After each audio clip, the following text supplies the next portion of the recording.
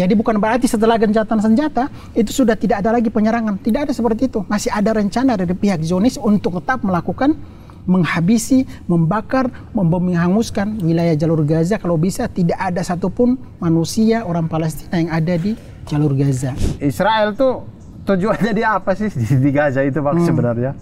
Misalnya kan kalau misalkan taruhlah ya Amerika serang Irak kan kita tahu karena minyak. Kayak Belanda ke Indonesia karena rempah-rempah. Nah, Israel ke Gaza itu tujuannya apa? Salah satu misalkan saya punya rumah begitu, saya lihat di video tuh, saya punya rumah. Tiba-tiba ini orang Israel tiba-tiba datang, dia tinggal aja di situ. Iya. Dia tidak izin. Tidak izin langsung. Jadi gini.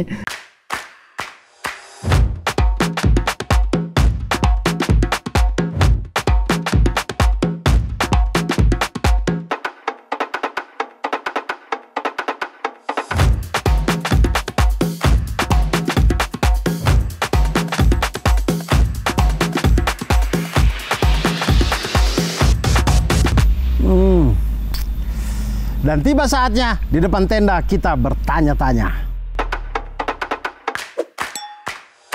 Bismillahirrahmanirrahim. Assalamualaikum warahmatullahi wabarakatuh. Waalaikumsalam. Kaifa haluk ukhti akhi semuanya? Masya Allah Akbar. Saya berbahasa Arab sekarang ya. Masya Allah. Kita berjumpa lagi di Tenda Tanya episode kesekian. Seperti biasa di depan tenda kita bertanya-tanya. Dan masih dengan bintang tamu yang luar biasa. Seperti yang minggu lalu saya janjikan. Ini dia Bang Onim. Luar biasa. Assalamualaikum warahmatullahi wabarakatuh. Waalaikumsalam warahmatullahi wabarakatuh. Kaifaluk? Bikhair alhamdulillah. Bikhair alhamdulillah. Sudah itu doang kita tahu. Kaifaluk udah syukron jazakallah sudah itu doang. Baik Bang, kemarin kita sudah membicarakan tentang perjalanan Bang Onim lah. Seorang pemuda dari Halmahera Utara sampai kemudian menetap di jalur Gaza, beristrikan orang Gaza, kemudian mempunyai anak-anak dan segala macam sampai sekarang ini. Yang ingin saya tanyakan yang up to date, yang sekarang ini Bang. Setelah gencatan senjata mulai dari agresi yang 7 Oktober sampai kemudian gencatan senjata ya beberapa hari atau beberapa minggu sebelum bulan puasa ini. Itu kondisi Gaza itu bagaimana sekarang ini Bang? Iya, terima kasih atas waktu dan kesempatannya Pak Abdur dan semoga apa yang kita bahas saat ini bisa bermanfaat buat saudara-saudara kita di Palestina dan juga memberikan pemahaman kepada teman-teman yang ada di Indonesia karena mereka juga ingin tahu ya apa yang terjadi di jalur Gaza pasca terjadi gencatan senjata. Dan memang setelah terjadi porak-poranda dan lebih dari 15 bulan pihak Zionis melakukan, kalau kita berbicara untuk agresi atau peperangan itu sangat jauh, narasinya beda. Kalau peperangan itu berhadapan antara militer dengan militer. Oke. Tapi kalau genosida itu full melakukan pembantian terhadap perempuan, warga sipil, anak-anak dan lansia. Dan yang terjadi di jalur Gaza bukan peperangan tapi murni genosida. Sasarannya sangat jelas kan, kita saat ini tahu sendiri bahwa yang dihancurkan gereja, masjid, sekolah, madrasah, dan juga tempat-tempat fasilitas umum yang memang menjadi vital di wilayah jalur Gaza.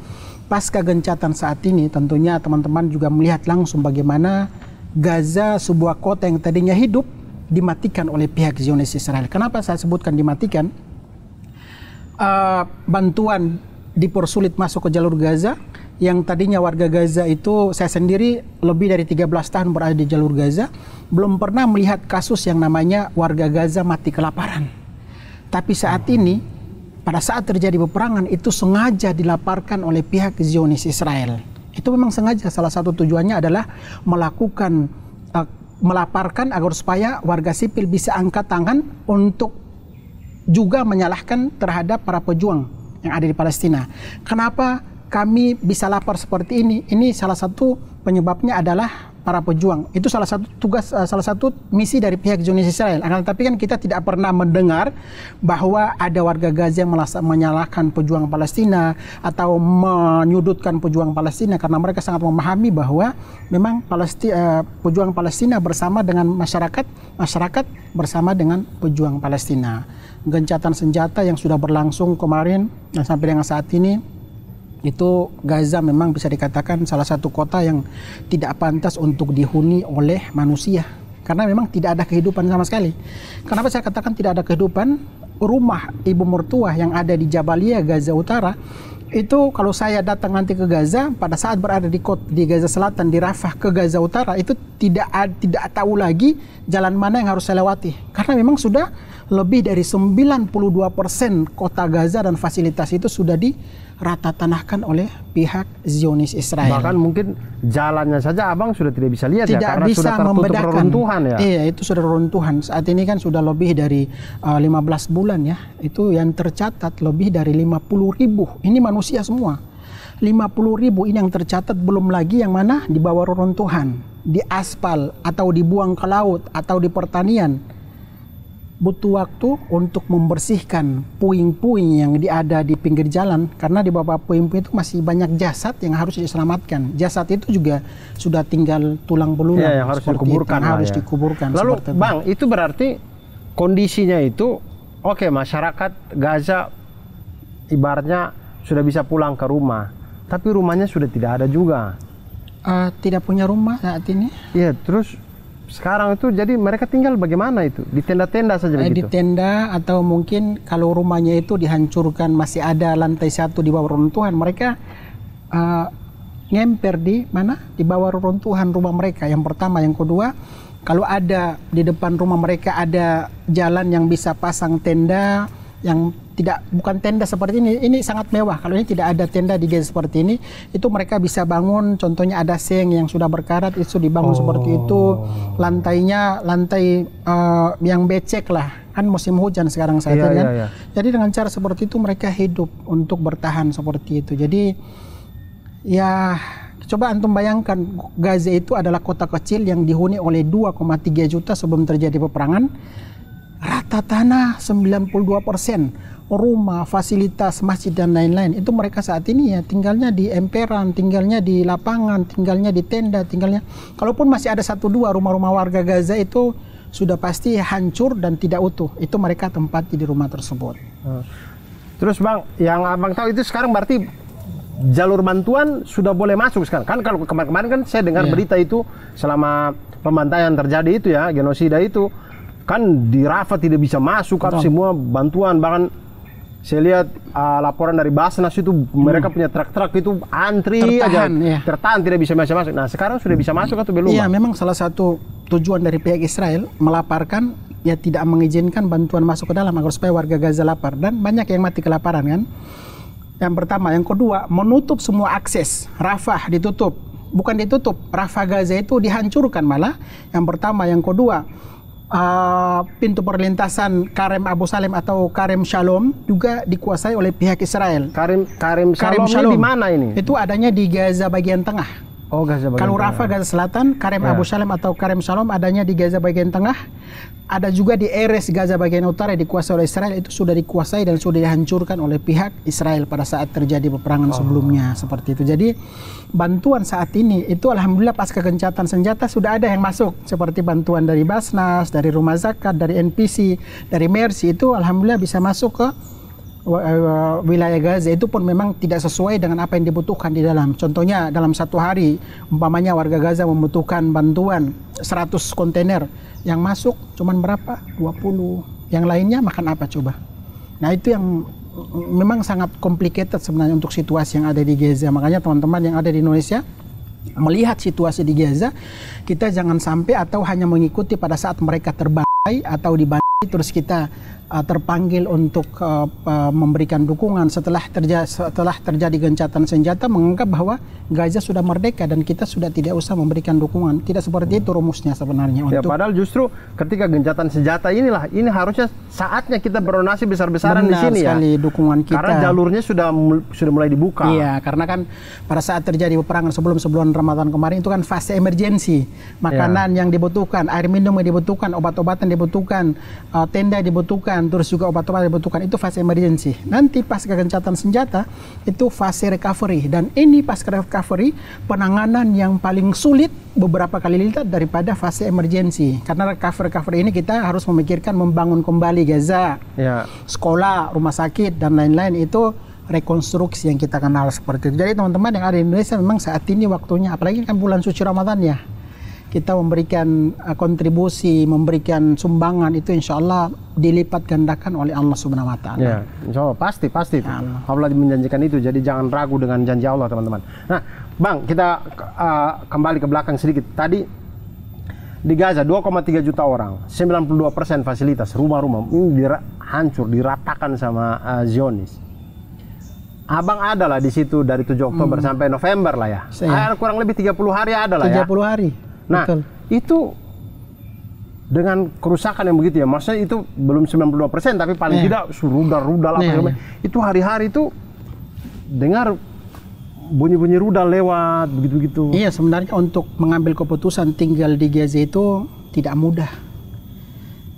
Memutuskan untuk tinggal di Gaza, untuk menetap di Gaza, untuk bersama dengan masyarakat Gaza, otomatis antum harus merasakan apa yang dirasakan oleh warga Gaza, antum harus melihat langsung apa yang dirasakan oleh warga Gaza, dan justru antum pun akan dijadikan sebagai target pembunuhan oleh pihak Zionis Israel. Kalau antum berada di Gaza, pantas untuk di matanya Israel, karena antum dicap sebagai mendukung teroris bagi pihak Israel ya.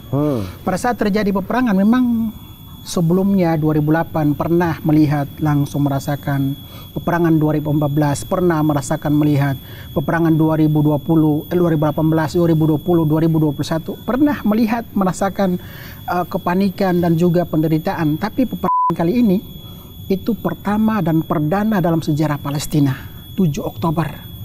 Karena bisa dikatakan bahwa para pejuang Palestina pertama menguasai pangkalan Zionis Israel di wilayah Galaf atau timur wilayah jalur Gaza, itu benar-benar menghabiskan, membumi hanguskan tank-tanknya militer Zionis Israel. Nah, pada tahun tanggal 7 Oktober tersebut, saya sebagai warga asing ya, orang Indonesia yang memang melihat dan merasakan langsung ya, pada saat awal terjadi peperangan adalah kepanikan, ya kan, manusiawi seperti itu.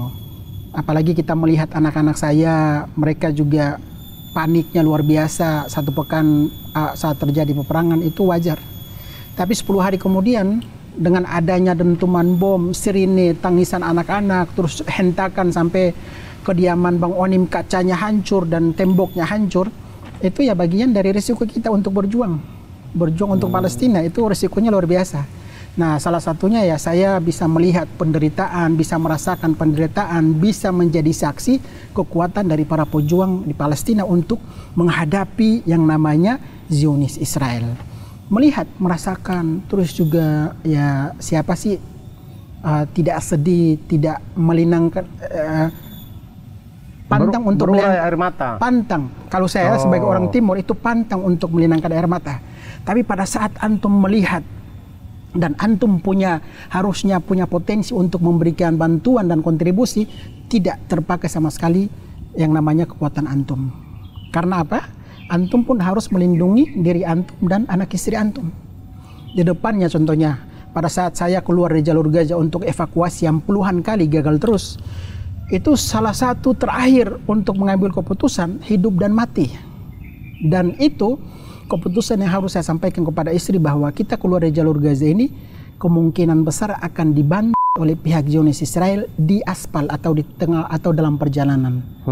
Nah, itu juga saya sampaikan kepada anak istri bahwa kalau kita tidak berhasil keluar jalur Gaza, insya Allah kita bertemu di surganya Allah Subhanahu Wa Taala di pintu masuk. Itu Masya Allah melinangkan air mata, dan juga kadang merasa bersalah kenapa saya harus tinggal bersama anak di jalur Gaza dalam situasi seperti ini. Kenapa tidak keluar saja pada saat awal terjadi peperangan? Itu benar-benar sebagai imam, sebagai orang tua, sebagai bapak, itu diuji oleh Allah Subhanahu Wa Taala sampai di mana nyali dan juga keberanian Bang Onim. Tapi alhamdulillah Allah Subhanahu Wa Taala memberikan saya pendamping hidup Muslimah Gaza, yang mana justru beliau menguatkan saya pada saat saya berpamitan untuk kita keluar bareng dan pasti tahu akan dibantu oleh Zionis Israel. Istri saya malah menguatkan saya. Yang namanya rezeki ditentukan oleh Allah, yang namanya mati ditentukan oleh Allah Subhanahu Wa Taala. Kalaupun nanti kita mati dalam perjalanan tersebut, sudah Allah tentukan. Kita bismillah saja. Kalaupun nanti ada rezeki kita, makanan disiapkan oleh Allah di Mesir, kita akan selamat.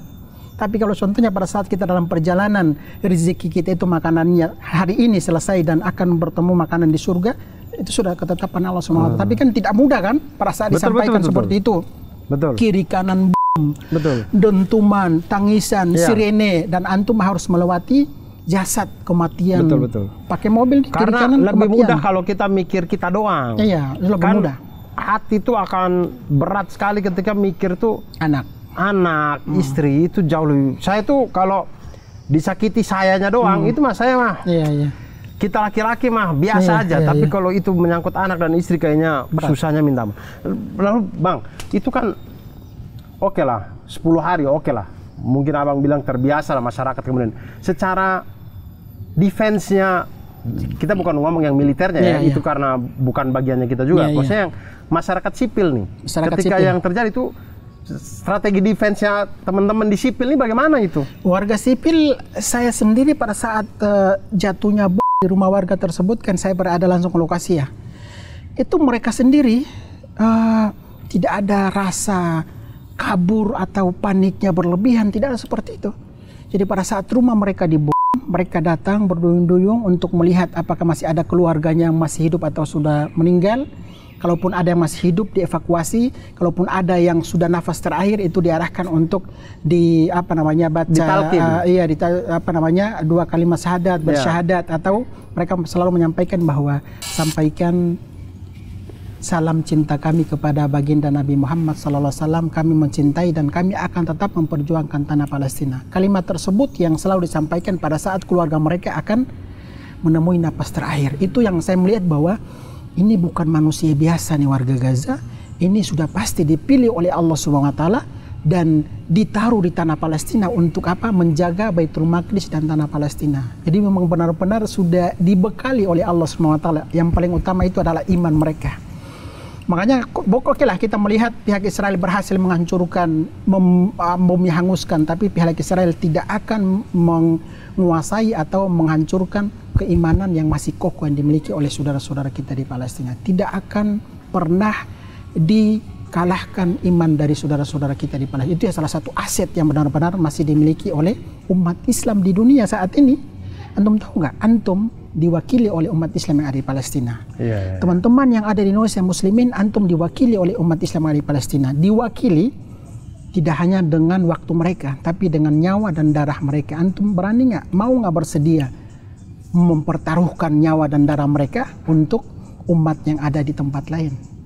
Jadi pertanyaan bagi kita umat Islam yang ada di sana. Jadi saya kita punya itu datang kepada saya juga Bang, saya tidak yakin saya sanggup sih. Tapi wah luar biasa. Saya kayak beberapa kali ditawarkan teman gitu, ditanyain mau nggak ke Masjidil Aqsa. Ke Masjidil Aqsa. Itu saya agak takut sih Bang. Maksudnya saya tidak tahu ya kondisinya di sana ya Bang ya. Cuman saya takut, memang saya paspor Indonesia jelas. Ini ketemu dengan tentara-tentara Israel ini, entah saya lihat mereka aja saya udah muak gitu.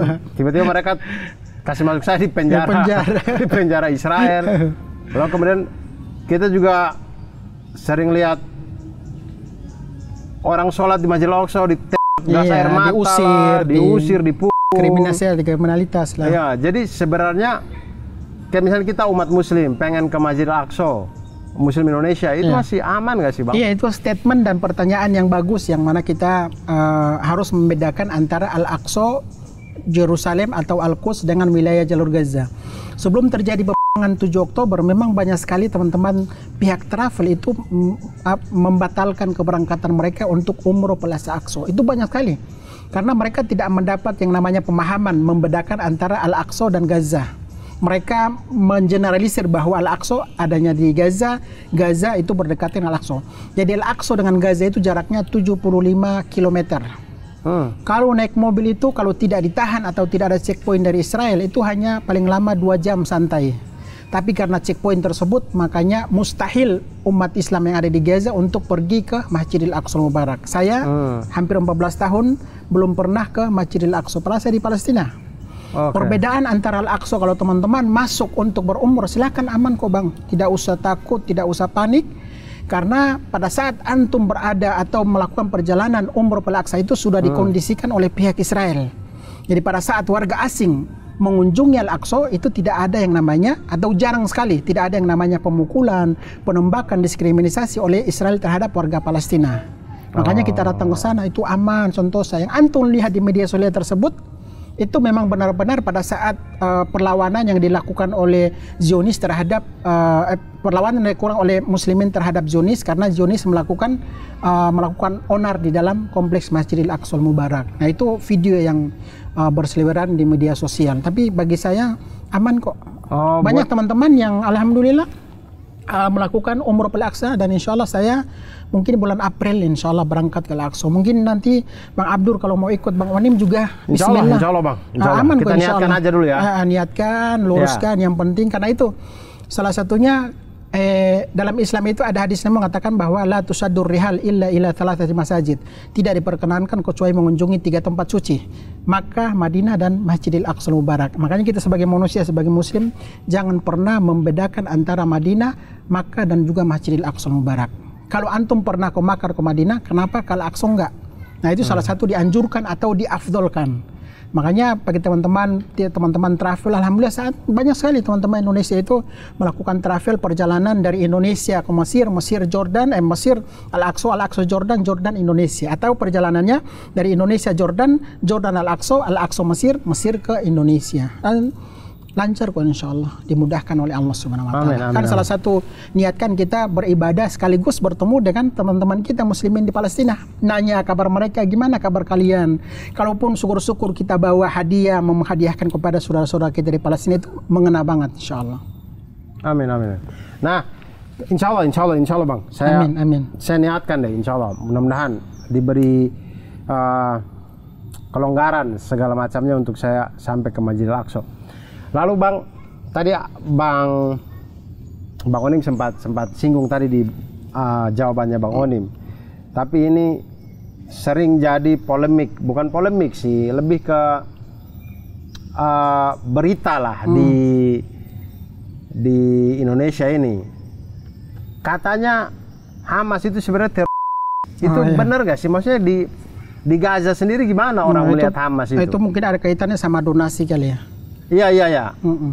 Iya, jadi kan orang karena dari situ kemudian mereka mengatakan bahwa jangan donasi ke Palestina, kita donasi ke Palestina itu nanti buat buat Hamas. Nah itu emang bagaimana di sana itu sebenarnya? Iya, memang untuk Gaza itu memang pemerintahannya dikuasai oleh faksi Hamas. Berkaitan dengan donasi dari Indonesia itu bukan diterima oleh pihak Hamas untuk dikelola atau dimakan oleh pihak Hamas. Karena pihak Hamas sendiri itu mereka punya sumber dananya dari negara-negara lain yang tidak bisa saya sebutkan. Nah itu mereka punya sumber lain.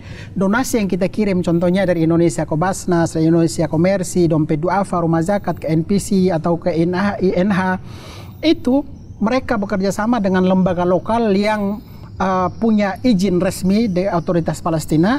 Dari sini dikirim ke Gaza dan mereka yang kelola untuk didistribusikan langsung ke warga Gaza, sipil, anak yatim, dan para janda. Seperti yang saya lakukan pada saat di Gaza itu, transfer dari sini ke Gaza, uang tersebut kami belanjakan dalam bentuk bantuan sembako, air minum, dan lain-lain. Itu kami distribusikan ke warga Gaza. Jadi saya sendiri pada saat berada di Gaza, 100% amanah yang disampaikan itu tidak diterima oleh Hamas, akan tetapi diterima oleh warga sipil yang ada di jalur Gaza. Jadi memang ada teman-teman di Indonesia yang mereka harus diberikan pemahaman bahwa mereka bukan tidak perlu dan sudah kita selesaikan yang namanya sudah tidak berlaku lagi bagi saudara-saudara kita di Gaza, khususnya pihak Hamas, karena mereka pejuang, mereka kebanggaan masyarakat Palestina. Coba antum lihat sendiri sampai dengan saat ini lebih dari 15 bulan. Ada nggak warga Gaza yang asli tinggal di Gaza mencaci maki atau melontarkan kalimat tidak bagus atau anti pejuang Palestina? Tidak ada sama sekali kan? Iya, justru mereka sangat senang dengan adanya para pejuang bisa bertahan di sana, karena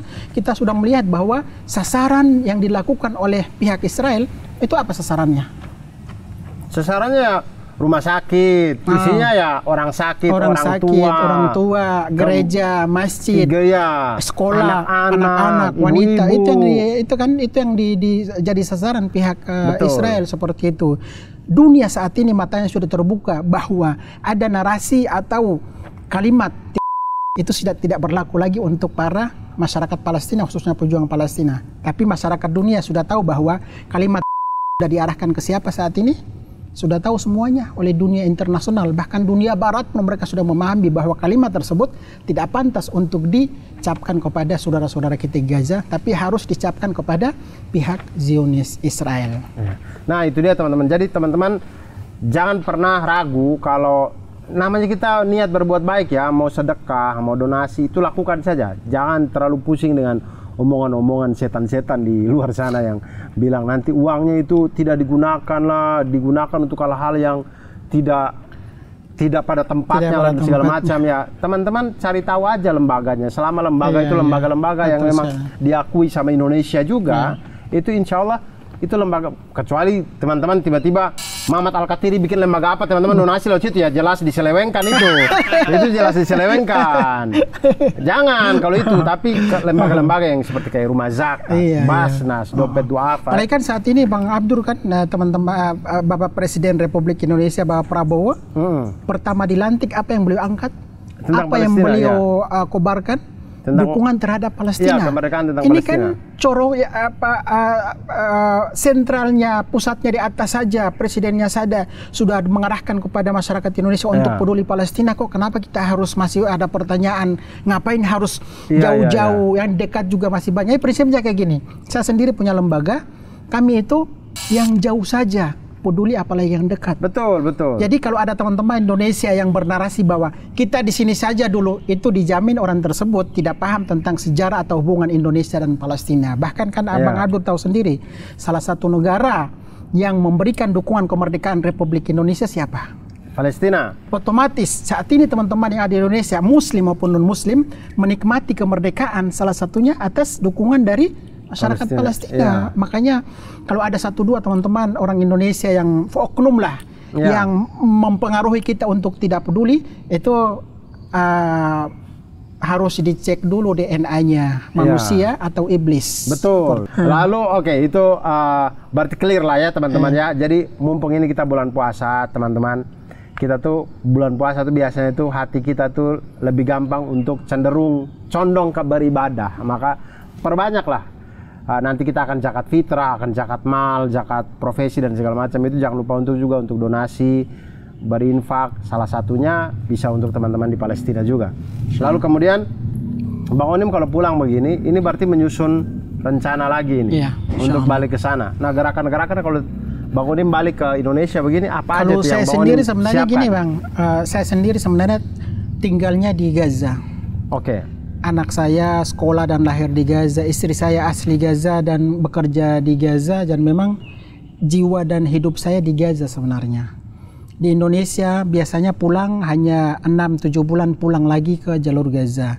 Nah ini karena terpaksa pada saat terjadi peperangan. Kalaupun ada yang mengatakan bahwa Bang Onim kenapa kabur, kan mau jadi mati syahid di sana, kok kabur? Dalam berjuang itu harus ada strategi. Saya sendiri beberapa kali pulang bolak-balik. Jadi kalau ada teman-teman yang memprovokasi, membawa narasi atau yang tidak suka dengan kehadiran Bang Onim di Indonesia, itu saya akan pulang lagi kok jalur Gaza. Jadi dalam berjuang itu kita tarik mundur untuk mengatur strategi. Nah, saya ada Indonesia nih, strategi untuk melakukan edukasi kepada publik yang ada di Indonesia yang pertama. Yang kedua, menyatukan kekuatan lembaga Indonesia dengan pemerintah, DPR, Kemlu untuk menyatukan kekuatan kita dan lebih banyak lagi kita persembahkan kepada saudara-saudara kita di Palestina. Itu salah satu strategi dan kekuatan. Nah, selama saya di Indonesia pun salah satu kegiatan saya yaitu menghadirkan korma Palestina untuk saya pasarkan di seluruh Indonesia untuk mematahkan yang namanya narasi bahwa mejol adalah kormanya Israel. Tidak seperti itu. Tidak semua mejol itu dikuasai oleh pihak Israel. Ada juga yang milik petani Palestina. Dan ini milik petani. Salah dua teman-teman. Salah dua dari kurma yang petani Palestina, lahannya lahan Palestina, packagingnya juga packagingnya dari teman-teman di Palestina, saudara-saudara kita di Palestina. Nah ini nih Cuman memang kalau teman-teman ke supermarket atau minimarket memang agak susah ditemuin. Makanya teman-teman belinya di e-commerce ya, di marketplace di ya. Di marketplace namanya di toko hijau namanya Onim Dates Official. Oh, langsung aja di Tokopedia teman-teman. Onim Dates Official. Oh, Onim Dates Official. Dates-nya itu dates ya teman-teman. Dates kurma. Ya, Dates kurma. Jadi Onim Dates Official. Iya. Nah, di situ teman-teman bisa pesan. Jadi ini semua itu nanti untuk saudara-saudara kita di Palestina. Memperkuat perekonomian petani Palestina. Ya. Seperti itu. Alhamdulillah kita juga berdonasi puluhan juta untuk dari hasil ini bagian kewajiban kita ya. Tidak harus melibatkan kurma. Allah memberikan titipan kepada kita ya sudah kita juga berbagi kepada saudara-saudara kita di Palestina. Oke. Nah, Bang. Kemudian yang saya juga lihat kayak di tepi barat yang paling kelihatan lah. Misalkan saya punya rumah begitu, saya lihat di video tuh, saya punya rumah. Tiba-tiba ini orang Israel tiba-tiba datang, dia tinggal aja di situ. Iya. Dia tidak izin.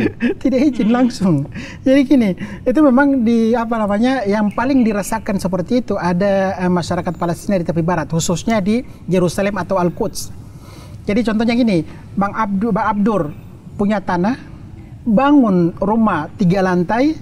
Lantai pertama antum tepati, lantai kedua anak antum yang paling tua, anak ketiga anak antum yang nomor 2. Sudah dibangun semuanya, kamar, dekorasi dan lain-lain, sudah bertahun-tahun tinggal di situ, ada sertifikat tanahnya. Tiba-tiba kucuk-kucuk si orang monyet Israel. Ini orang Israel datang, yang begitu datang dengan bangganya pasang bendera Israel di depan pintu antum lagi duduk ngopi, pasang bendera Israel, ajak anak istrinya tidur di tempat tidur keluarga antum. Sebagai pemilik rumah, masuk aja. Sebagai pemilik rumah, apa yang antum lakukan? Saya gunting telinganya. Tapi masyarakat Palestina itu tidak bisa berbuat apa-apa karena mereka dilindungi oleh pihak otoritas Israel. Jadi memang luar biasa beratnya saudara-saudara kita yang ada di Yerusalem, di Al-Quds itu, Masya Allah. Tidak seperti kita bayangkan lah. Nah itu salah satunya seperti akhirnya mau tidak mau, saudara-saudara di Palestina itu ya tinggal dengan mereka aja udah. Mau tidak mau, suka tidak suka, tinggal dengan mereka. Kalaupun ada terjadi penusukan oleh masyarakat Palestina kepada itu penyebab yang siapa duluan coba cari masalah. Setelah ditusuk terus disalahkan mereka ini teroris. Padahal mereka melakukan pembelaan, tanah mereka diambil, mereka diusir, diintimidasi dalam rumah tersebut, padahal rumah antum. Itu yang terjadi sampai dengan saat ini. Jadi image atau pemahaman tentang Palestina itu jangan sampai hanya muncul terbentuk pada saat 7 Oktober. Tidak bisa seperti itu. Kalau pemahaman untuk peduli Palestina muncul pada saat 7 Oktober itu akan liar tentang pengetahuan edukasi tentang Palestina. Harusnya sudah kita pahami bahwa mereka terjajah sudah sejak 75 tahun alias 1948 pada saat pembentukan negara Israel oleh pihak Inggris. Belum lagi sebelumnya pada tahun 1917 yang kita kenal dengan Deklarasi Balfour. Inggris mengeluarkan surat perintah untuk mengeksodus pihak Yahudi ke tanah Palestina. Harus kita pahami dari step by step. Seperti itu. Kalau contohnya dari awal sudah memahami pada tanggal 7 Oktober terjadi penyerangan perdana, kita sudah paham bahwa ternyata mereka sudah puluhan tahun diintimidasi, dibunuh, dianeksasi, diambil. Pantas mereka melakukan apa? Perlawanan. Terus dicap cari. Nah saat ini kan sudah jelas lah teroris siapa, melakukan pembelaan siapa. Berarti ini Bang, dalam sekarang tahap pemulihan Gaza, taruhlah misalkan ini pemulihan Gaza. Ini kira-kira apa yang awal-awal yang dibutuhkan di sana? Air ada nggak sih Bang? Gencatan senjata, kita jangan sampai berpikir bahwa sudah tidak ada sudah tidak ada penembakan eksekusi mati, sudah tidak ada yang namanya pembom. Sudah ada gencatan senjata yang sudah disetujui oleh kedua belah pihak dengan oleh negara tetangga mediatornya, tapi masih ada terjadi pembom. Sampai dengan saat ini masih terjadi penggempuran terhadap pengungsian, masih terjadi sampai dengan saat ini. Bantuan dari luar masih dipersulit oleh pihak Zionis Israel. Bahkan antum yang terbaru bahwa pihak PBB itu bukan lagi menjaga yang namanya pintu perlintasan antara Gaza dan Mesir. tapi yang jaga siapa? Amerika, Eropa, dan Israel. PBB di mana? Harusnya kan tugas PBB untuk menjaga perdamaian kan? Iya. Nah ini tidak adil seperti ini. Nah itu salah satu memang ada rencana buruk dari mereka untuk bagaimana caranya bisa melakukan kembali penyerangan dan pembunuhan. Jadi bukan berarti setelah gencatan senjata itu sudah tidak ada lagi penyerangan. Tidak ada seperti itu. Masih ada rencana dari pihak Zionis untuk tetap melakukan menghabisi, membakar, menghanguskan wilayah jalur Gaza. Kalau bisa tidak ada satupun manusia orang Palestina yang ada di jalur Gaza. Nah air, ya. Alhamdulillah kami bangun pabrik air minum Indonesia. Sebelum terjadi peperangan, pabrik air minum Indonesia itu adanya di kota Gaza. Warga Gaza Utara dan warga Gaza itu mendapatkan air dari pabrik air minum Indonesia, ada gedungnya, ada filterisasi, desalinasi, dan dalam satu hari menghasilkan 250.000 liter air yang sudah bisa langsung diminum. Tapi kan tidak mencukupi pada saat terjadi peperangan. Coba antum bayangkan lebih dari 2 juta yang mana ada yang mengungsi ke Gaza, kota Gaza, ada yang mengungsi ke Gaza bagian selatan. Dan air tersebut itu memang tidak mencukupi. Makanya warga Gaza saat ini pun masih ada yang minum air dari genangan di aspal atau genangan di tenda. Dari hujan itu atau dari becek itu difilter untuk diminum. Nah itu makanya menimbulkan kanker, menimbulkan penyakit kronis luar biasa. Makanya yang dibutuhkan saat ini itu air. Kalau bisa kita bangun lagi pabrik air minum, insya Allah kami dari NPC akan bangun pabrik air minum, kami udah punya dana insya Allah. Terus juga kita akan bangun masjid. Nah dengan Bapak Ridwan Kamil, insya Allah beliau akan bangun masjid dan juga panti asuhan namanya Baitur Ridwan. Yang kedua, yang ketiga kita juga akan bangun sekolah. Salah satunya adalah sekolah khusus anak yatim. Dan yang ketiga kita juga akan bangun klinik yang sudah dihancurkan, termasuk nanti kita bantu renovasi rumah sakit Indonesia. Itu juga saat ini yang harus kita bicarakan seperti itu. Karena sebuah kota dihancurkan ini membutuhkan waktu puluhan tahun untuk memulihkan kembali. Inilah hal-hal yang awal-awal nih ya, yang pokoknya untuk Gaza bangkit ini kali. Benar sekali. Bang, sebenarnya tadi saya karena abang ngomong tadi masalah PBB dan segala macam, jadi saya jadi keingat. Sebenarnya Israel tuh tujuannya dia apa sih di Gaza itu Bang sebenarnya? Misalnya kan kalau misalkan taruhlah ya Amerika serang Irak, kan kita tahu karena minyak. Iya. Belanda ke Indonesia karena rempah-rempah.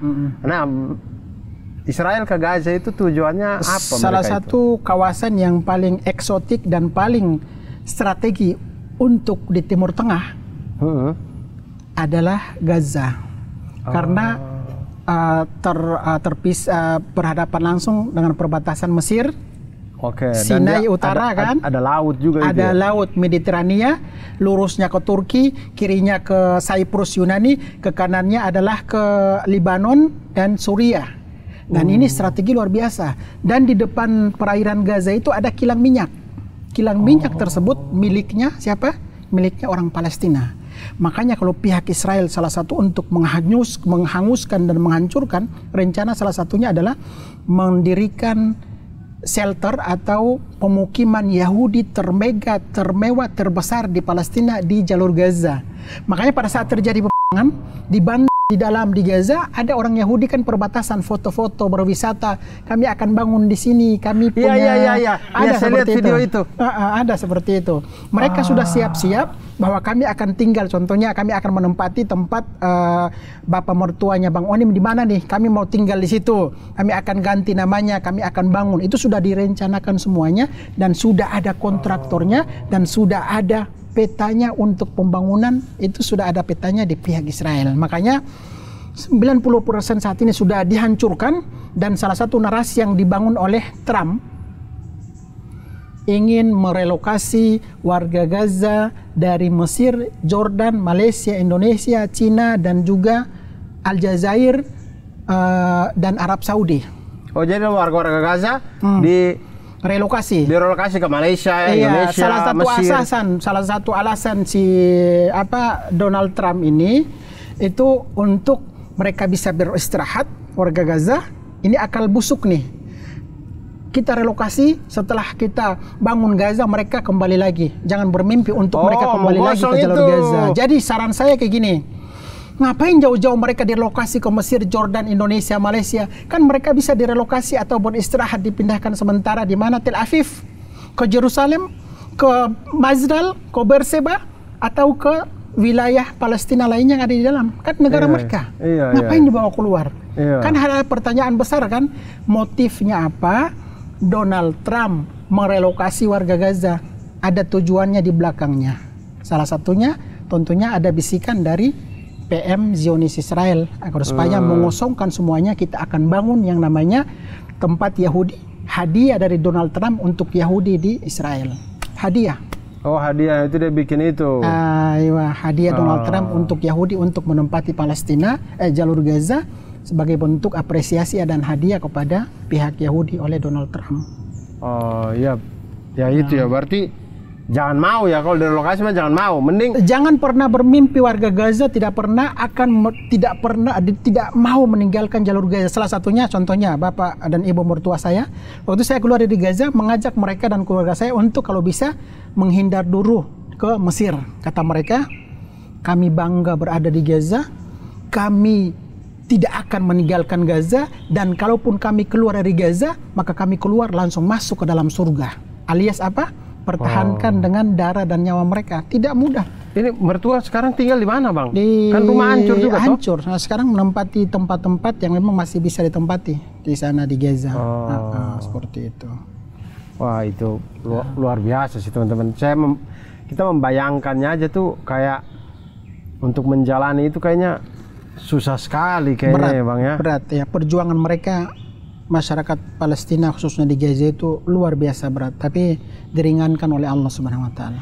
Di Indonesia sekarang ini ada tidak teman-teman dari Gaza yang maksudnya sekolah di sini? Ada mahasiswa Palestina yang alhamdulillah dalam setiap 6 bulan satu kali kita ngasih beasiswa. Kami dari lembaga NPC Nusantara Palestina Center ngasih beasiswa kepada seluruh mahasiswa Palestina, baik di tepi barat Fatah maupun yang ada di Gaza Hamas, kuliah di Indonesia. Kami kasih beasiswa tiap 6 bulan satu kali, ngasih beasiswa tunai. Jadi ada sekitar lebih dari 80 mahasiswa Palestina itu kuliah di Indonesia, diberikan beasiswa oleh Universitas Indonesia, Gajah Mada, terus juga UII di Jogja, terus juga di Ternate juga ada, terus juga seluruh di provinsi Indonesia membuka.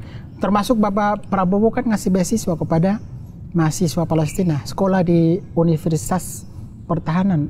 Universitas Pertahanan, iya. Itu dari Bapak Prabowo sebelum jadi presiden. Oh iya. Alhamdulillah. Kita bisa lah bantu-bantu. Dukungan dari masyarakat Indonesia sampai dengan saat ini itu luar biasa. Saya berterima kasih dan mengapresiasi kepada seluruh masyarakat Indonesia yang memberikan kontribusi bagi masyarakat Palestina. Nah, kami sendiri alhamdulillah saya sudah beberapa kali bersilaturahim dengan lintas lembaga filantropi Indonesia difasilitasi oleh BKSAP, DPR RI, Biro Kerjasama Antar Parlemen di DPR RI, juga di Kemlu. Kami silaturahim menyatukan semangat kami satu narasi, satu suara bahwa membangun kembali Gaza. Beberapa program yang sudah kami siapkan insya Allah. Bang Onim, ini saya kayaknya kita sudah mulai mendekati 1 jam juga. Jadi saya pengen tanya, Bang Onim itu kan mungkin ya, sepengetahuan Bang Onim, mungkin Bang Onim adalah orang Maluku Utara pertama yang nikah dengan orang Gaza. Iya. Iya tidak? Orang Indonesia Timur sebenarnya. Orang Indonesia Timur pertama? Orang Indonesia Timur yang nekat melangsungkan pernikahan di jalur Gaza. Iya. Jadi kan mungkin ada bayangan teman-teman di Indonesia, wah Bang Onim menikah ini pada saat bom kiri kanan, kok masih sempat-sempatnya nyari jodoh ya, gimana ceritanya kok seperti itu? Ya kan dalam benak teman-teman juga saya, perang kiri kanan, kok masih sempat-sempatnya nyari jodoh di Gaza seperti itu.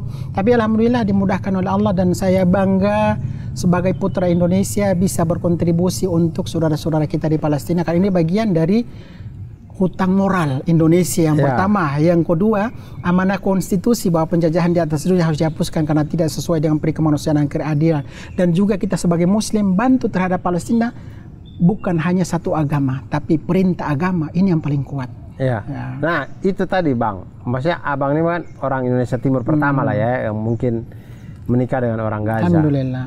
Nah, kira-kira abang bisa tidak atur satu lagi? Saya ada teman Oh ya, di iya, sini, iya, iya. anak Ternate, dia tamatan pesantren, datang sudah Mualimin sana. Jogja, 6 tahun. Iya, iya. SMP, SMA, Mualimin Jogja, kuliah, Masih bujang. Kuliah Muhammadiyah Oh, iya. S2. Kuliah S2. Muhammadiyah Jogja, S2 Brawijaya Malang. Masya Allah. Anak Ternate, bapaknya itu wakil rektor Universitas Muhammadiyah Umi Ternate. Ternate. Ya. Sampai sekarang belum menemukan Belum jodoh. laku, iya. Bang Onim. Jadi kira-kira ada tidak Bang Onim? Boleh kalau Teman-teman di sana mungkin kalau dia perempuannya yang ke Indonesia sulit, tapi laki-lakinya harus ke Gaza, nikah di Gaza baru bisa keluar. Oke. Berarti nanti insya Allah April ya Fatih. Amin, amin. April Fatih Jun, namanya Fatih Jun, Muhammad Fatih Jun. Fatih Jun. Ya, Fatih Junaidi. Iya, Mudah-mudahan ya April ya Muhammad Fatih, silakan. Amin, amin. Yang penting bisa bahasa lah, bahasa Arab. Oh, dia jago. Oh, jago ya. Jago. Jangan sampai diminta kopi yang datang teh kan repot. Dia kayaknya jago. 6 tahun dia di pesantren. Oh, Tapi saya tidak tahu 6 tahun di pesantren dia bikin apa saja. Jangan dia cuman ngantar es batu kan ya, beda. main bola. Main bola, nonton bola, kena botak, hari-hari kena botak dia. Nah, kemudian Bang Onim saya Terus juga itu berkaitan dengan jodoh ya. Kemarin ada teman-teman Indonesia yang banyak banget yang DM. Bang Onim bukan biro jodoh, mohon maaf ya. Itu DM, Bang, gimana caranya saya menikah dengan perempuan Palestina, tolong carikan jodoh dan lain-lain. Emang antum dari Jakarta ke Pamulang apa? Iya kan? Emang harus antum ke KUA di Keramat Lontar apa dekat seperti itu? Mereka juga punya aturan sendiri. Iya. Jadi pernikahan itu tidak mudah sebenarnya. Ya udah kita niatkan aja dulu ya. Tidak niatkan, akan tetapi untuk merealisasikan itu agak mustahil. Yang pertama itu aksesnya jauh. Yang kedua berangkat ke sana menghabiskan dana puluhan juta untuk berangkat ke sana. Yang ketiga di sana belum tentu antum diterima. Seperti itu. Jadi yang pertama, yang kedua lagi tentang anak yatim. Banyak sekali yang DM, Bang, saya sudah nikah 10 tahun tapi belum dikarunia anak, bisa tidak saya adopsi anak yatim dari Gaza? Ini juga antar negara dan memang tidak mudah. Mereka di sana juga punya aturan sendiri untuk pengalihan hak asuh, itu juga harus di pengadilan internasional di Gaza, pengadilan agama di Gaza. Jadi bukan berarti kucuk-kucuk kita kardusin anak yatim datang ke Indonesia, yuk bagi-bagi ini satu-satu. Tidak seperti itu. Punya aturan masing-masing, kan namanya manusia ya. Seperti itu. Jadi memang, tapi apresiasi luar biasa sih kepada teman-teman yang saking sayangnya ingin mengadopsi, itu sudah luar biasa. Tapi untuk merealisasikannya agak sulit. Cukup kita mendoakan saja. Kalau kelebihan kita mendonasikan untuk santunan anak yatim di jalur Gaza, seperti itu. Lalu Bang Onim anak berapa sekarang, Bang? Saya anak 3, alhamdulillah. Yang pertama lahir di Gaza. Jadi anak-anak saya itu bukan anak saya, anak-anak Gaza itu begitu lahir sudah langsung melihat kebiadaban Israel. Begitu lahir sudah mendengar dentuman. Jadi sudah langsung termemori, sudah langsung tersimpan bahwa mereka lahir di tanah Palestina dan mereka akan berhadapan dengan yang namanya penjajah Zionis Israel. Anak pertama namanya Filin, Filistin Indonesia, 2 bahasa alhamdulillah sekarang kelas 1 SMP di Gontor. Alhamdulillah. Bahasa Arab luar biasa, bahasa Indonesia Masya Allah luar biasa. Saat ini lagi ujian, semoga dimudahkan oleh Allah untuk ujiannya di Gontor. Dan beliau selalu tanya, kalau liburan nanti saya mau kunjungi nenek saya dan kakek di Gaza. Insya Allah semoga dimudahkan. Yang kedua namanya Nusantara. Bisa bahasa Indonesia, bahasa Arab, sekarang sekolah di Indonesia, alhamdulillah. Yang ketiga namanya Bahari. Jadi nama anak-anak saya selalu saya sandingkan dengan nama Indonesia, khas Indonesia, Nusantara. Kan banyak bengkel namanya Nusantara kan? Ya, ada ibu kota juga namanya Nusantara. Ya. Anda pernah ke sana ya? Belum ya. Yang sama artis itu beda ya.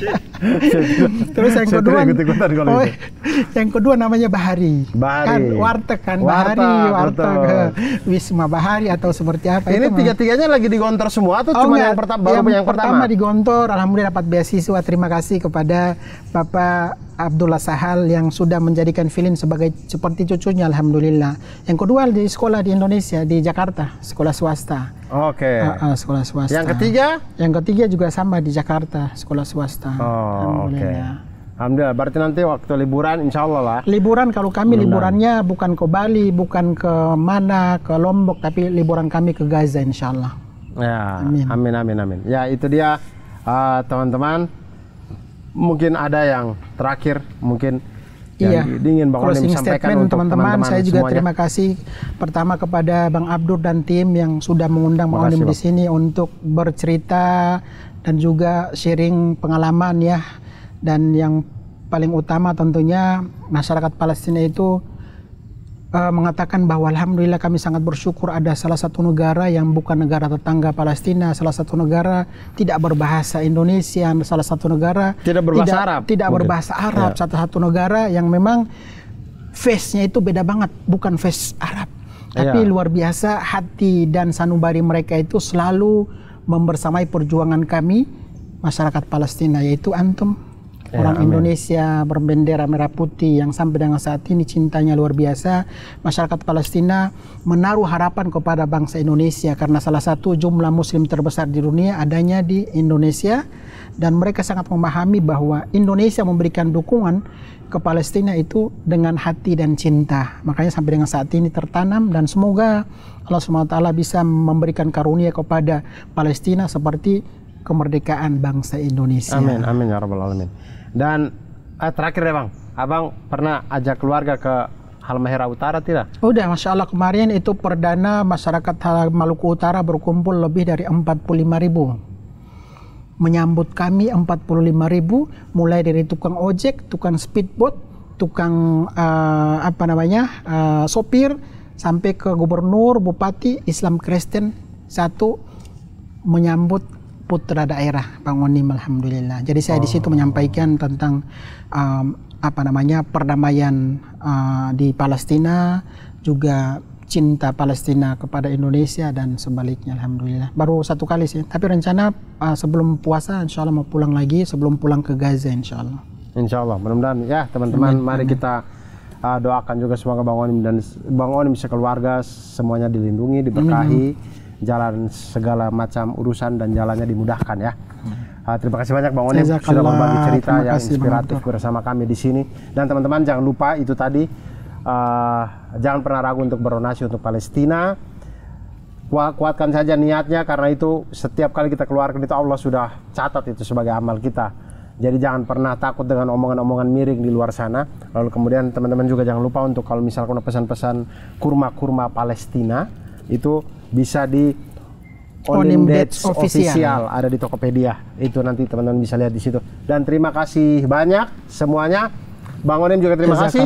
Kita jumpa lagi di tanda tanya berikutnya dan saya berasa pamit. Wassalamualaikum warahmatullahi wabarakatuh.